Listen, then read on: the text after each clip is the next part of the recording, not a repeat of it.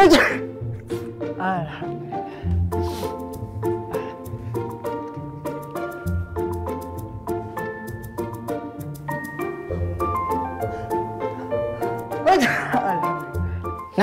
kalau bersin ditahan, jigong lu kemana-mana. Jigong enak aja. Gak ngeliat apa ada orang di sini?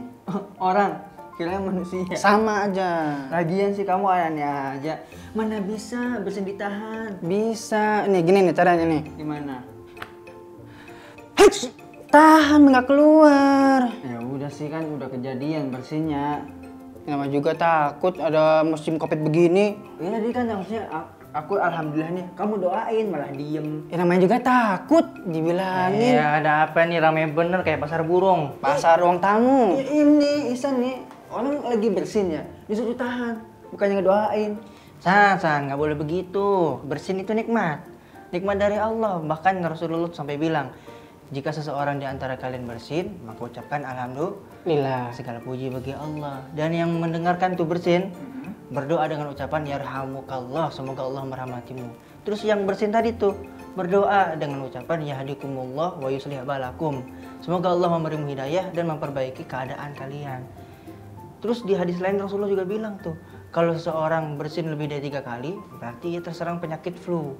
Dan kamu tidak perlu lagi mendoakannya. Kalau memang benar-benar bersin lebih dari 3 kali. Nah, harus mah Hanan kalau bersin dari 3 kali, doain dong. Bukannya sewot, doain biar cepat sembuh. Coba hitung tadi Hanan berapa kali bersin? Berapa kali ya? 2 kali kayaknya. Makanya doain, bukannya sewot. Tuh dengerin, doain. Iya. Marah-marah segala lu. Maklum lagi musim covid begini kan, kalau Parno kan. Parno kan guru sekolah kita. Bukan, beda lagi. Ngomongin guru gibah lu. Astagfirullah. Pada gibah nih, dosa. Malu-maluin aja. Udah kita sapa pemirsa dulu. Bismillahirrahmanirrahim. Assalamualaikum warahmatullahi wabarakatuh. Kami dari Hamanis. Saya Hanan, saya Manan. Dan saya Ihsan. Ganteng nggak? Ganteng dong. Alhamdulillah. Pemirsa, kalau ada yang nanya, kenapa nggak pada pakai masker? Jawabannya karena kita saudara kembar. Betul. Tinggalnya satu rumah dan alhamdulillah sudah swab test. Hasilnya Negatif. negatif. Teman-teman yang mau keluar rumah atau bepergian, jangan lupa untuk terus menerapkan protokol kesehatan. Jangan kemana-mana, karena setelah ini akan ada tayangan khas Hazanah Ramadan.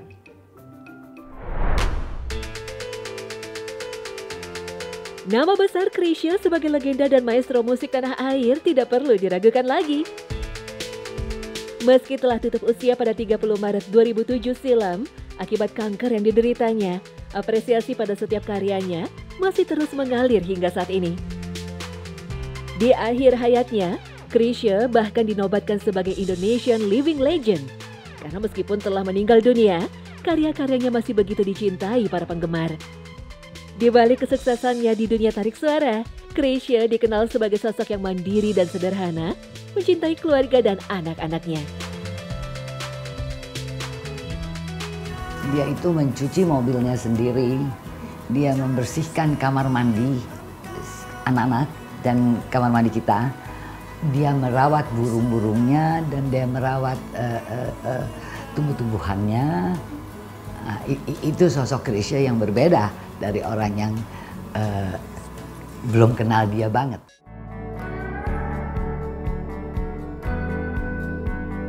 Memiliki segudang lagu populer, Chrisye rupanya punya satu cerita di balik rekaman salah satu lagu terbaiknya. Tahun 1997, Chrisye memperkenalkan sebuah karya yang menggetarkan hati banyak orang.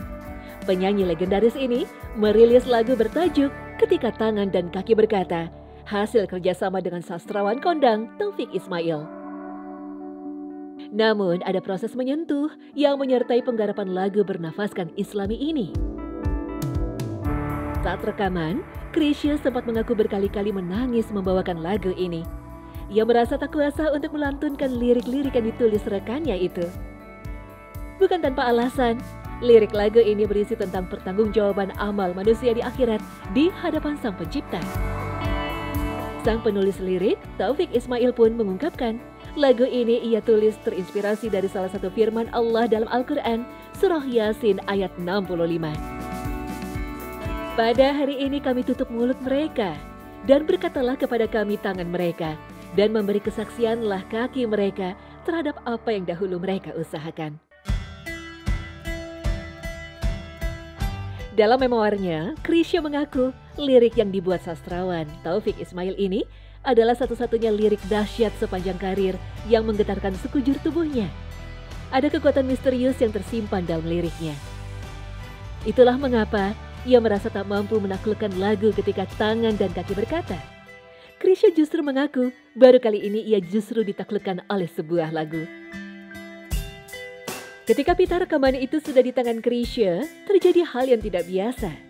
Saat berlatih di kamar, baru 2 baris, Chrisye menangis. Mencoba lagi, menangis lagi. Dan begitu berkali-kali. Sepanjang malam dia gelisah. Chrisye mengaku lirik lagu ini adalah satu-satunya lirik paling dahsyat sepanjang karirnya. Ia baru tahu lirik lagu ini terinspirasi dari surah Yasin setelah menelpon Taufik Ismail. Di studio rekaman, hal itu terjadi lagi. Chrisye mencoba, tetapi baru 2 baris sudah menangis. Dan berulang kali hasilnya sama. Erwin Gutawa yang menunggu sampai tidak tenang. Sang istri Yanti Nur yang mendampingi rekaman di Australia lalu sholat untuk khusus mendoakannya. Akhirnya dengan susah payah, Chrisye berhasil menyanyikannya hingga selesai. Rekaman ini dilakukan sekali jadi, tidak diulang. Karena Chrisye tak sanggup menyanyikannya lagi. Sejak itulah Chrisye lebih religius hingga akhir hayatnya. Lirik lagu ketika kaki dan tangan berkata, begitu merasuk kalbu dan menghadapkan kenyataan betapa manusia tidak berdaya ketika hari akhir tiba. Apalagi ketika setiap orang dihadapkan pada Allah SWT sendirian tanpa pembela. Itulah hari pengadilan. Ketika catatan amal dibuka, semua amal tertulis secara rinci tanpa ada sedikit pun yang terlewatkan. Saat itu, setiap orang dihadapkan pada Allah SWT sendirian tanpa pembela. Bahkan mulut sendiri tak mampu membela karena dikunci. Semua anggota badanlah yang justru menjadi saksi apa yang dilakukan selama di dunia. Sebagian ulama mengatakan, sungguh Allah telah berlaku adil karena menjadikan diri kita sebagai penghisap atas diri sendiri. Umat manusia sejak Nabi Adam hingga manusia terakhir yang pernah hidup di bumi ini pun akan dipanggil satu persatu.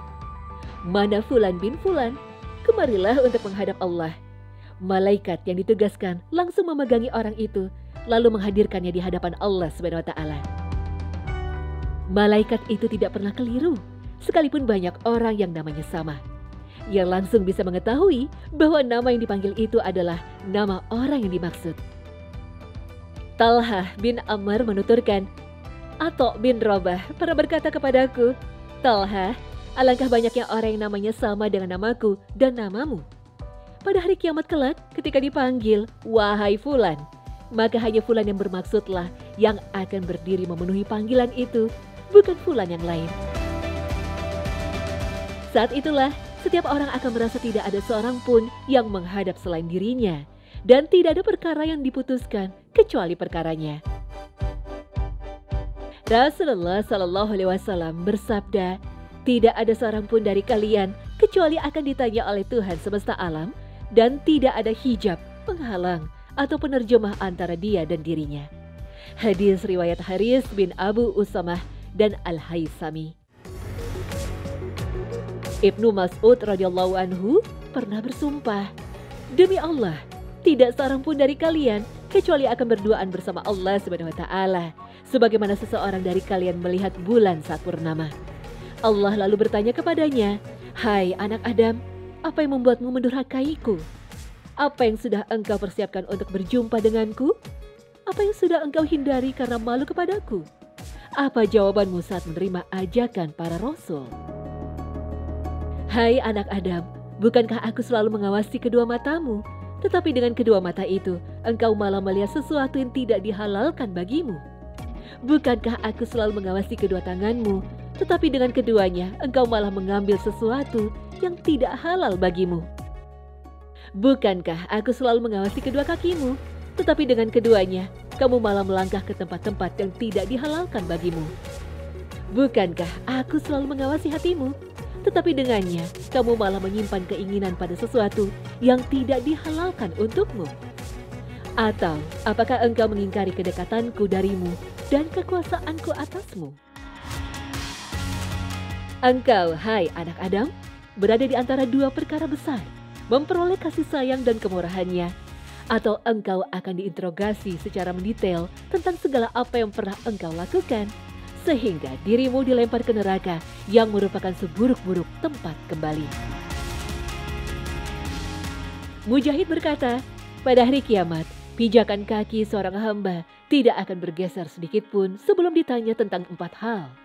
Tentang umurnya, untuk apa dihabiskan, tentang ilmunya, apa saja yang telah diamalkan, tentang tubuhnya, untuk apa dipergunakan, dan tentang hartanya, dari mana diperoleh dan kemana dibelanjakan. Seperti apa kira-kira keadaan setiap orang dari kita yang lemah saat Allah menyebutkan kebaikan-kebaikannya secara berulang-ulang, dan di sisi lain menyebutkan kedurhakaan yang kita lakukan terhadapnya, serta tidak adanya rasa malu saat kita melakukan itu.